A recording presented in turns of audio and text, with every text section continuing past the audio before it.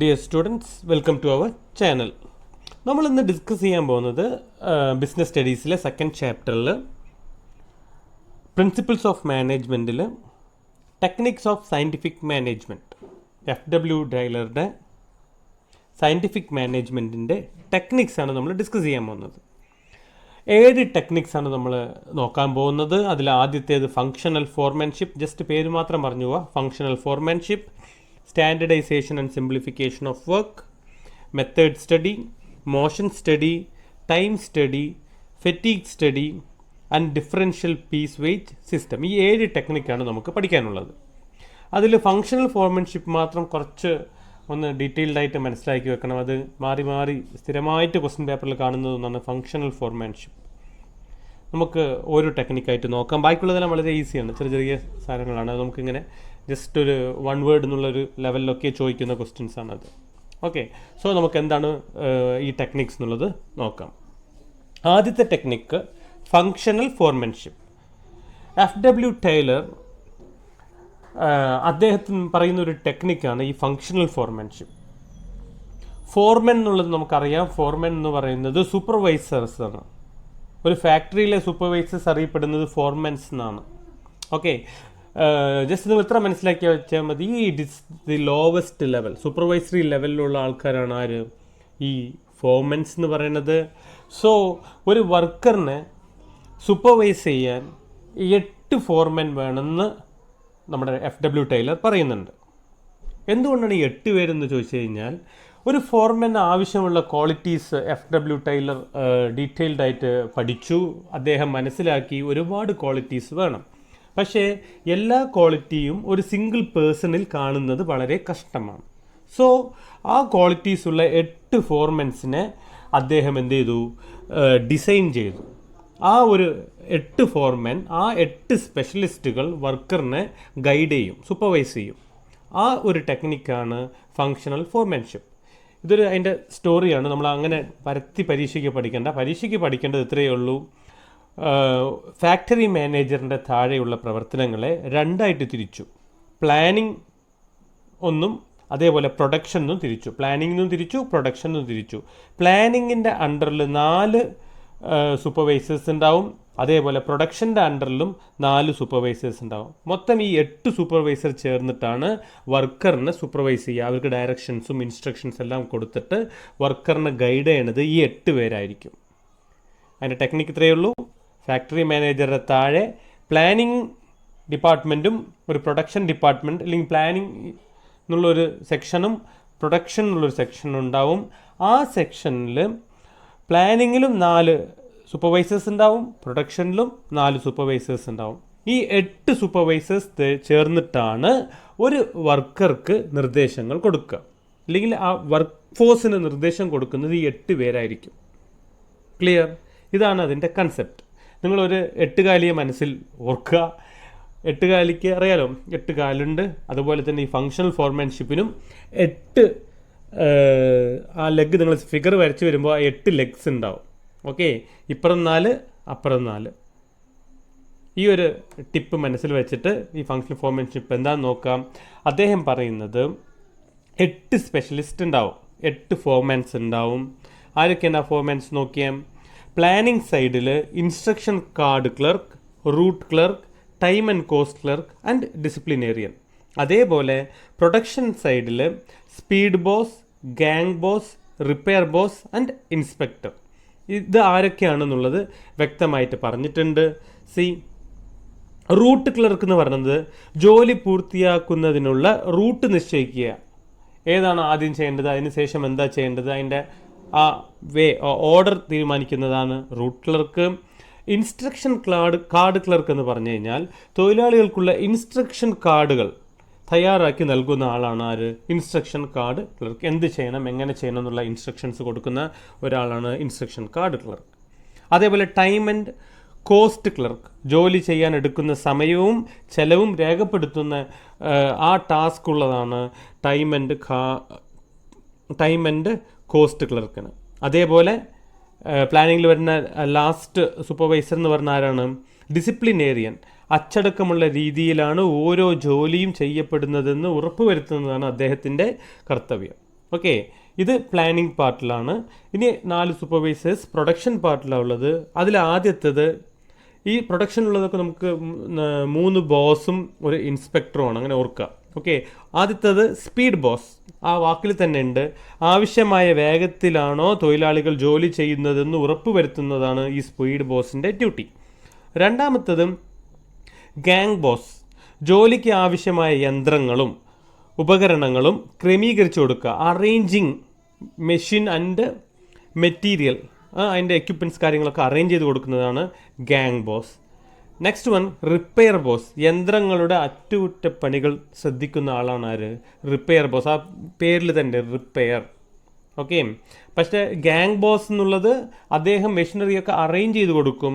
Repair ബോസാണ് അത് repair ചെയ്യുന്നത്.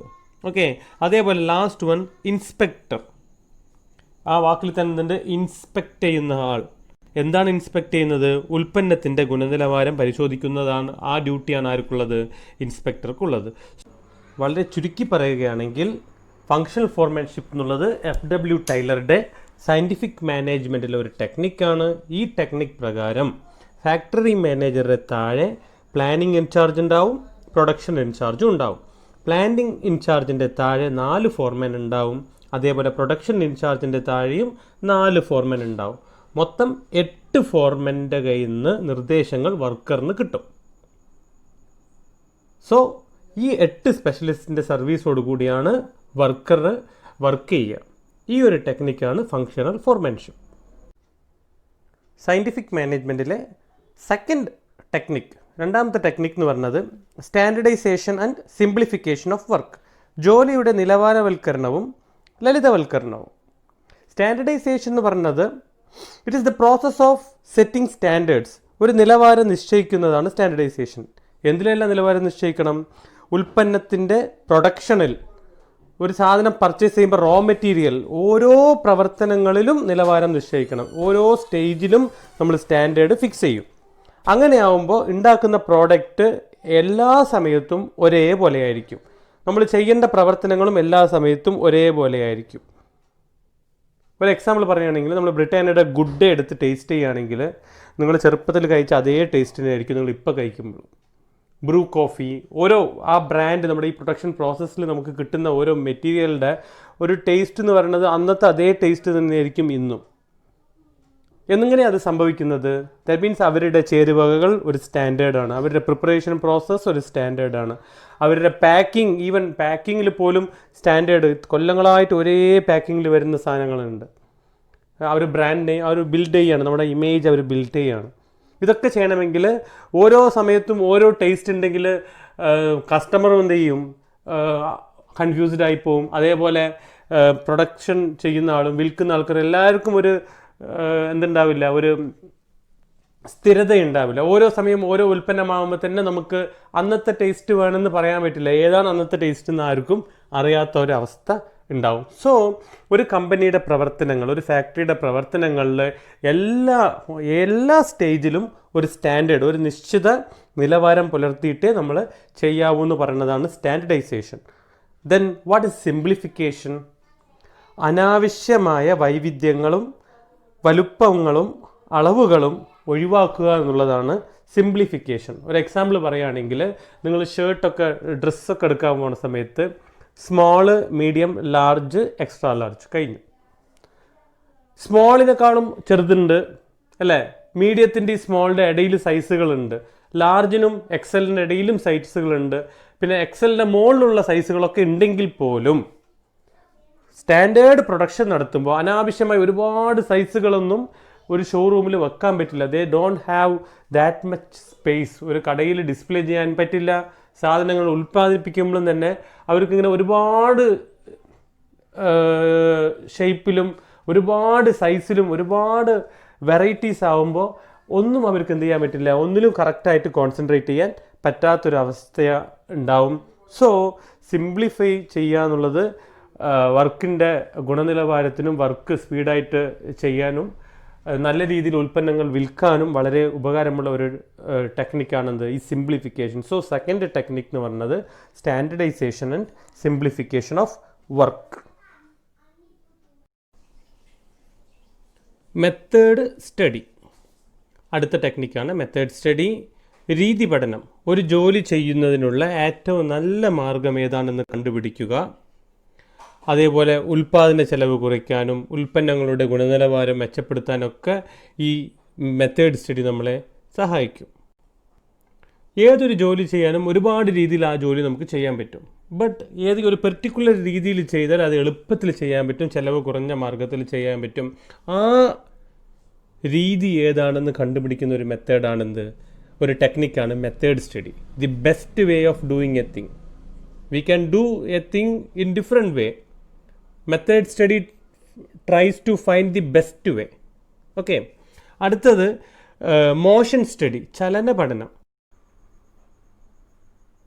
ഒരു ഫാക്ടറിയിൽ പ്രൊഡക്ഷൻ പ്രോസസ്സിൻ്റെ ഇടയിൽ ഒരുപാട് സാധനങ്ങൾ എടുക്കാനും വയ്ക്കാനും, തൊഴിലാളി ഇരിക്കാൻ, സ്ഥാനം മാറുന്ന, ആ പൊസിഷനിലിരുന്ന് ഒരു പൊസിഷനിലേക്ക് മാറുക, അങ്ങനെ ഒരുപാട് മൂവ്മെൻറ്റ്സ്, മോഷൻസ് അവിടെ ഉണ്ടാവും. മാനും മൂവ് ചെയ്യും, മെറ്റീരിയലും മൂവ് ചെയ്യും. അങ്ങനെ ആ മോഷൻസിനെ കറക്റ്റായിട്ട് പഠിക്കുകയും അനാവശ്യമായ മോഷൻസ് ഒഴിവാക്കാൻ വേണ്ടിയുള്ള ഒരു ടെക്നിക്കാണ് മോഷൻ സ്റ്റഡി. മോഷൻ സ്റ്റഡിയുടെ ഉദ്ദേശം തന്നെ അനാവശ്യമായ ചലനങ്ങൾ ഒഴിവാക്കുകയും കാര്യക്ഷമത വർദ്ധിപ്പിക്കുകയുമാണ് മോഷൻ സ്റ്റഡിയുടെ ലക്ഷ്യം.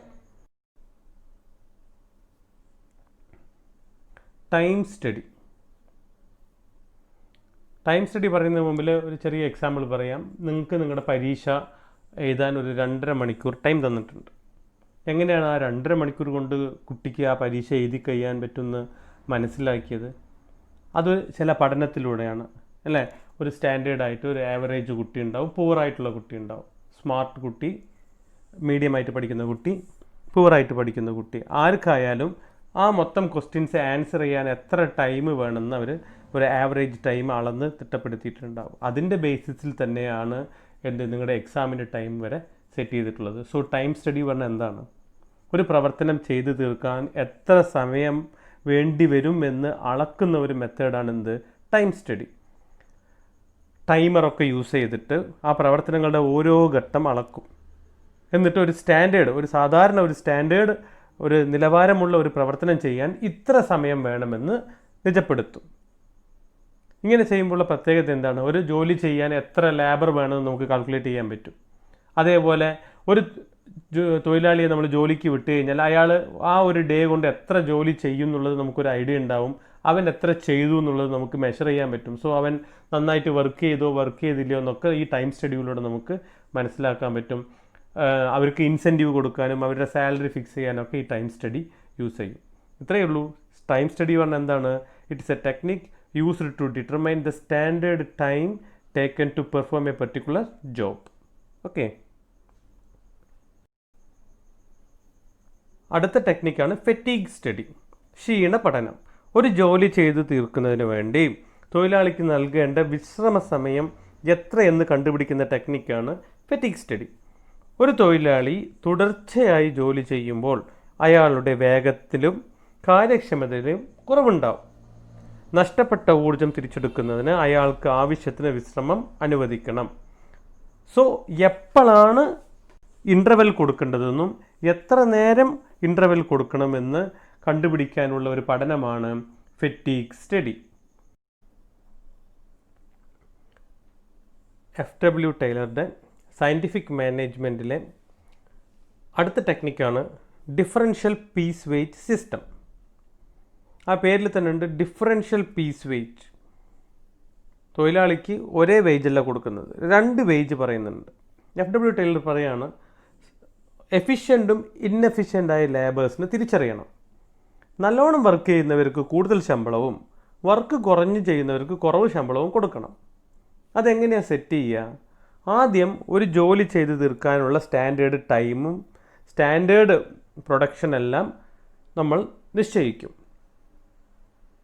അതിനുശേഷം ആര് സ്റ്റാൻഡേർഡ് പ്രൊഡക്ഷൻ ചെയ്തുവോ അവർക്ക് ഉയർന്ന റേറ്റും സ്റ്റാൻഡേർഡ് പ്രൊഡക്ഷൻ ചെയ്യാത്ത ആൾക്കാർക്ക് താഴ്ന്ന റേറ്റും കൊടുക്കും. അപ്പോൾ എഫിഷ്യൻ്റായ ലേബർക്ക് കൂടുതൽ പൈസയും എഫിഷ്യൻ്റ് അല്ലാത്ത ലേബർക്ക് കുറഞ്ഞ പൈസയും കിട്ടും. അപ്പോൾ കൂടുതൽ വർക്ക് ചെയ്യുന്നവന് സന്തോഷവും കൂടുതൽ അവൻ ഇനിയും പൈസയ്ക്ക് വേണ്ടി അയാൾ എന്ത് ചെയ്യും? കഠിനാധ്വാനം ചെയ്യും.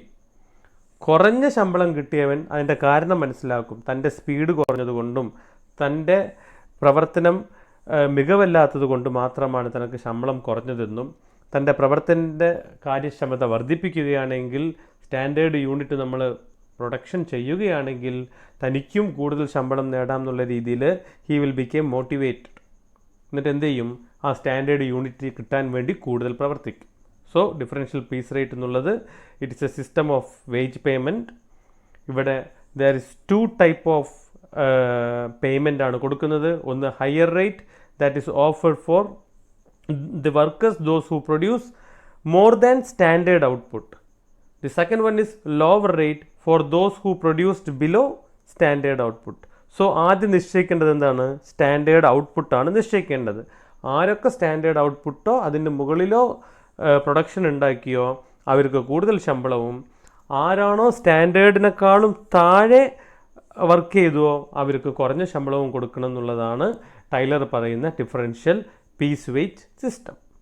ഓക്കെ, സോ ഇതൊക്കെയാണ് ടൈലേഴ്സിൻ്റെ സയൻറ്റിഫിക് മാനേജ്മെൻറ്റിലെ ടെക്നിക്സ്.